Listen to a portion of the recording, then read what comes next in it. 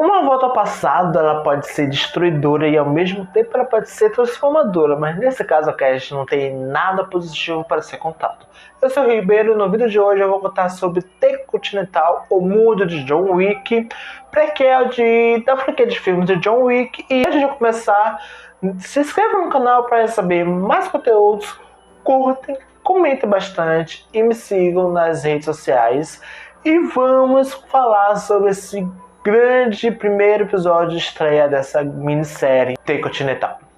The Continental, ele particularmente conta a história do nosso Winston 40 anos antes de se tornar o proprietário da franquia de hotéis The Continental dentro de Nova York e ser esse grande articulador que move parte da trama ali do próprio John Wick, é claro, né, a gente entender isso. E eu amo muito esse começo, não só pela história dele, né, desde pequeno ao lado do seu irmão, mas também essa cena inicial de abertura, que ela é muito fabulosa. E eu gosto muito quando a série trabalha muito com os mecanismos que ela tem e sabe explorar ela ao máximo, porque, gente, você juntar tudo isso, juntar o movimento de transição para chegar no momento que precisa ser chegado, foi muito incrível. Eu senti uma forte influência e referências à La Casa de Papel, com a pegada de loop ali, sabe? Juntando lugares históricos centrais ali, um pouco movimentados ou não, e ainda mais numa época, né, em 1970, é muito sensacional demais. E como tudo vai girando para chegar até determinado momento ali, é muito bom demais. Eu acho aquilo muito incrível, né? Ele pegando esse artefato e conseguindo fugir ali dentro do hotel. É algo surreal. Mas o mais surreal para mim é a cena da escada, porque ela literalmente se destaca, porque improvável e impossível, mas ela aconteceu. O cara matou não sei quantos caras, conseguiu se livrar e não tomar nenhum arranhão, sendo que por boa parte das vezes ele tá tomando porrada de metralhadora. Então, gente, vamos lá, né? Eu sei que é uma tuta ficcional, mas a realidade pede pra gente acordar. Mas ainda assim foi muito bom essa cena. E uma curiosidade bem interessante sobre essa cena é porque ela foi uma das cenas um pouco mais trabalhosas, mas ao mesmo tempo no qual a equipe que está por trás da série considera ela uma das melhores cenas da série. Mesmo com tantas outras, essa aí é a melhor cena que eles já produziram desde então. O que agrega ainda mais a essa cena é que boa parte delas foi feita pelo próprio ator em cena, ou seja, mesmo tendo dublês, ele ter ali um trabalho de corpo muito forte, o que faz a cena ter uma grande força que ela tem. E isso eu acho maravilhoso quando a gente tem uma entrega maior dos atores, né? Mesmo tendo uma necessidade maior dessas cenas de ter um dublê para evitar certas lesões, né? E evitar certas limitações, como a gente vê no caso, né, do nosso protagonista da franquia, que todas as cenas são trabalhadas devido a essas limitações de corpo do personagem, do ator, mesmo tendo um bom trabalho de corpo, mas é algo que sempre vai sendo trabalhado para se encaixar com aquele ator e o personagem em si. E uma coisa que eu devo falar para vocês, que eu não sei se é importante ou não, mas vocês não têm nenhuma necessidade de assistir a franquia de filmes e depois partir para esse spin-off para prequel, né, do universo. Mas se você sente uma necessidade de assistir algum filme e depois vir, pode ir tranquilo, mas não é obrigatório. Você pode assistir a franquia, o spin-off aqui barra prequel, e depois ir para a franquia de filmes sem nenhum peso na consciência e entender ainda mais nas entrelinhas o que acontece dentro da própria franquia. É uma oportunidade interessante, mas cabe a escolha de vocês. Então, o que eu acho bem interessante nesse comecinho é como ela fortalece muito essa questão das intrigas, das traições, dessas disputas de trono, né? Uma pegada aí meio Game of Thrones, onde a melhor serpente ela vai se apossar grande propriedade que é o hotel, né? Eu acho isso aí bem interessante. Também a questão das regras também, dessa questão da hospitalidade sendo bem explorada ali. Eu gostei muito, apesar de que eu achar que algumas cenas são um pouco fortes demais, né? Um gore bem absurdo assim, mas ainda assim é muito bom. Eu gostei dessas loucuras à parte. E com um plano de fundo totalmente histórico, né? Onde a gente tem a greve dos lixos ali, que tem uma parte da Marvel dentro dessa história para evitar mais problemas, né, com essa questão do acúmulo a parte de lixo, né, e prejudicar muitos lugares que certamente ficaram abandonados por não ter um serviço público de qualidade, um trabalho de qualidade. A gente também tem a guerra do Vietnã, a própria Marvel em si também acaba se tornando um próprio pano de fundo, também a questão do tráfico de armas também, que foi muita coisa dessa época. Então é muito interessante se fortalecer através de fatos históricos e expandir o universo que começa a ser construído a partir desse momento em si. Isso é incrível. Os roteiristas aqui estão de parabéns e realmente o futuro da franquia é fabuloso. E eu não posso falar da série sem falar desses grandes personagens que constroem a trama que a gente conhece. Eu gostei de alguns personagens que eu vou citar eles aqui, mesmo eles sendo todos apresentados, mas alguns em questão que eu gostei foi a da Kedi, né, que é a nossa detetive que está ali trabalhando de todas as formas para conseguir entrar no hotel, conseguir encontrar esse comprador de armas e expor alguma coisa comprometedora desse hotel.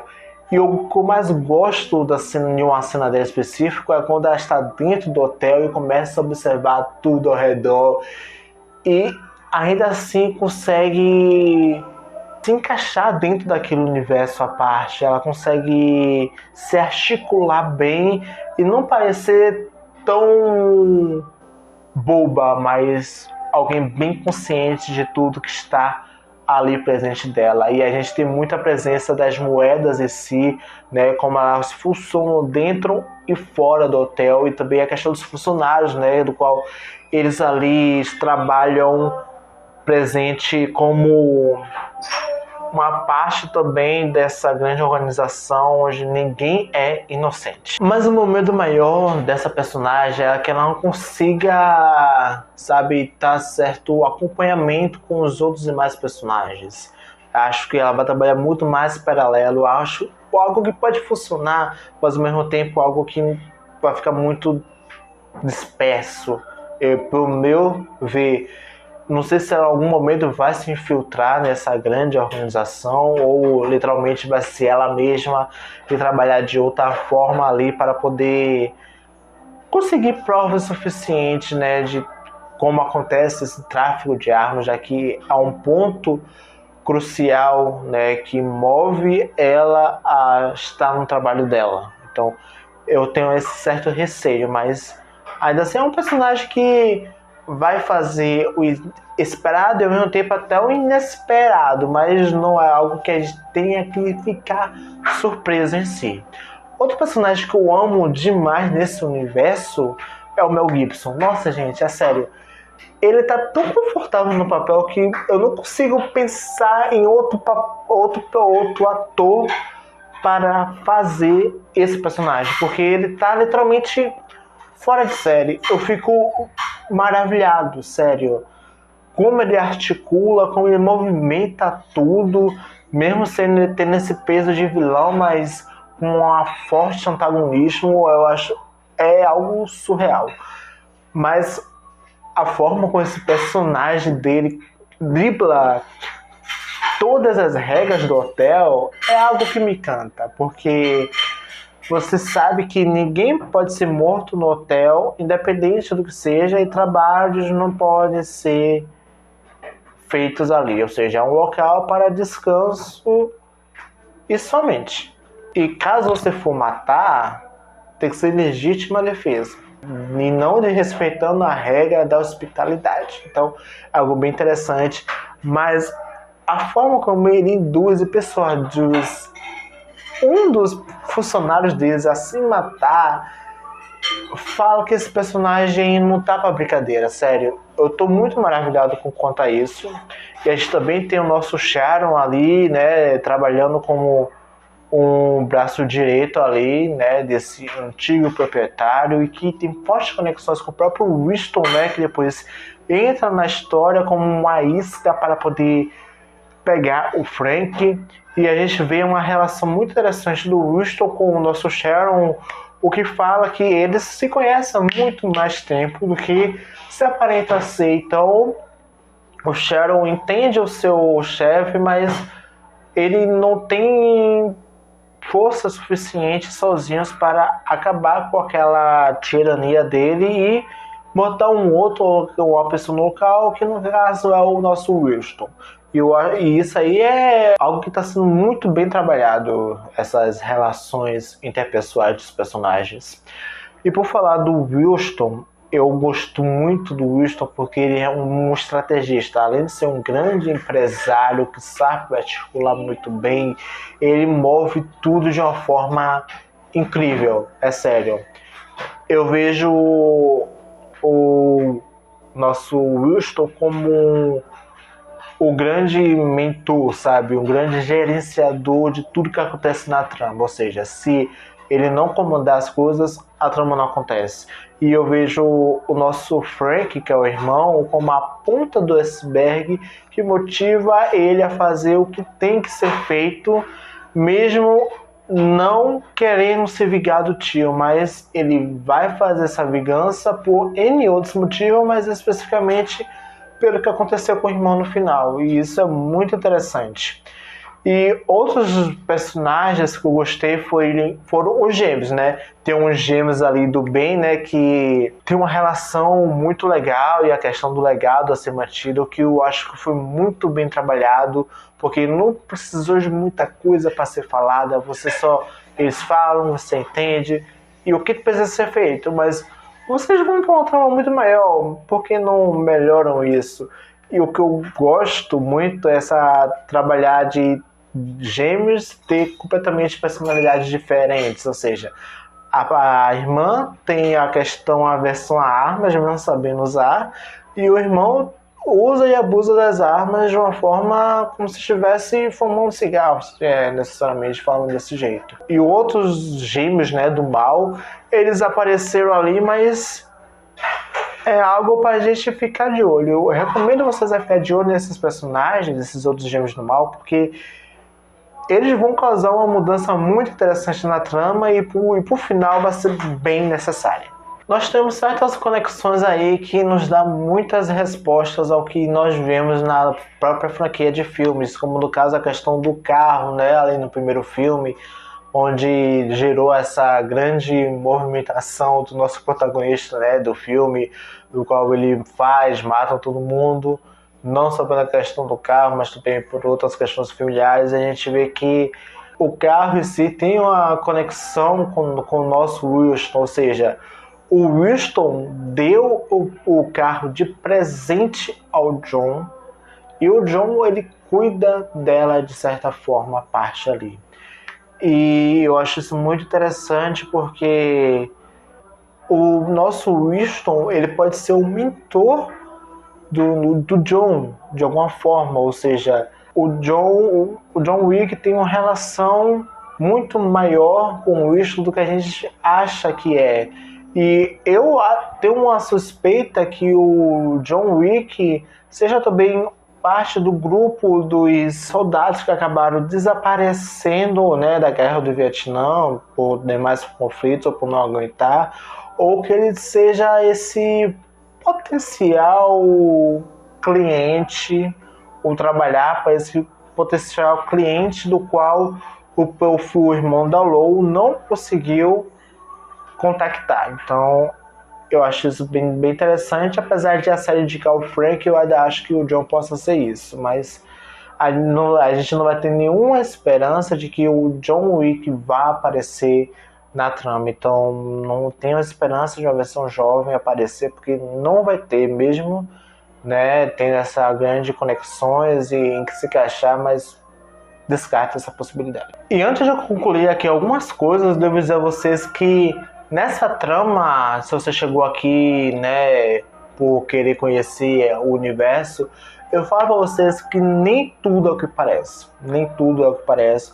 O que você acha que você está vendo é, na verdade, uma consequência de outros fatores. Como eu falo mais especificamente, quando a gente embarca na cena final, hoje o nosso Frank acaba se sacrificando para morrer. E quando a gente acha que o nosso vilão conseguiu, né, de fato, o seu objeto, ele foi enganado. Ou seja, o artefato é a salvação do nosso Wilson. Ou seja, o irmão estava fazendo algo por ele, mas ele estava ali mais para salvar o próprio irmão do que a si mesmo, porque ele não se importava do que estava acontecendo com ele, porque ele sabe que tudo ali é consequência das atitudes que ele cometeu. Então, como uma forma de redenção, ele foi lá e fez a tramalha toda, mesmo sua esposa ali, né, a parte sofrendo com essa dor. Eu não sei se ela fala inglês ou se ela só prefere falar na língua dela, mas há uma questão aí à parte, mas eu acho que sim, que ela fala inglês, pelo menos um pouco, mas fala. Então é isso que me pega um pouquinho de como é que vai se desenrolar, porque se ficar assim, vai ser uma personagem que vai aparecer muda, que ninguém entende nada e que é, né, instável e vai acabar matando todo mundo porque ela quer se vingar do marido. Então é uma bem boa preocupação de como tá tudo se direcionando, mesmo que no final ali o nosso Winston fala: preciso de armas e vou fazer de tudo para entrar no hotel e matar todo mundo e mudar aquelas regras ali. Eu não sei o que esperar de fato dessa grande universo, porque acho que tem muitas coisas a ser contadas, né? Então é muita coisa a ser trabalhada, e eu falo assim por mim que cada episódio ele pode ter uma conexão com algum filme. Um exemplo, o primeiro episódio tem uma conexão com o primeiro filme da franquia de John Wick. O segundo episódio com o segundo e terceiro filme da franquia, já que no segundo, muito possivelmente, a gente vai ter essa coisa de entender o porquê as regras foram aplicadas da forma que elas precisam ser aplicadas. Então, é algo para a gente estar também procurando encaixar as peças.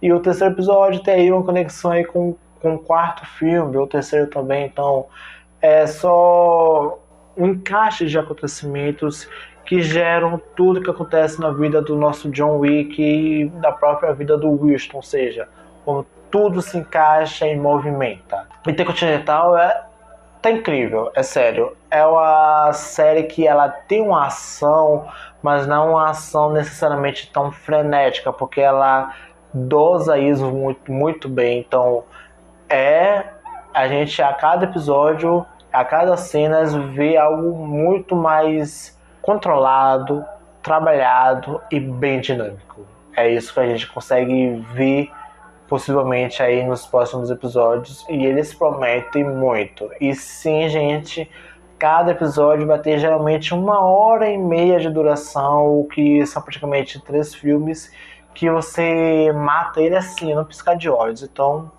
vão assistir, se entreguem, e eu espero vocês no próximo vídeo para a gente comentar sobre o segundo episódio, algumas coisas, outros detalhes, e por aí vai. E até a próxima.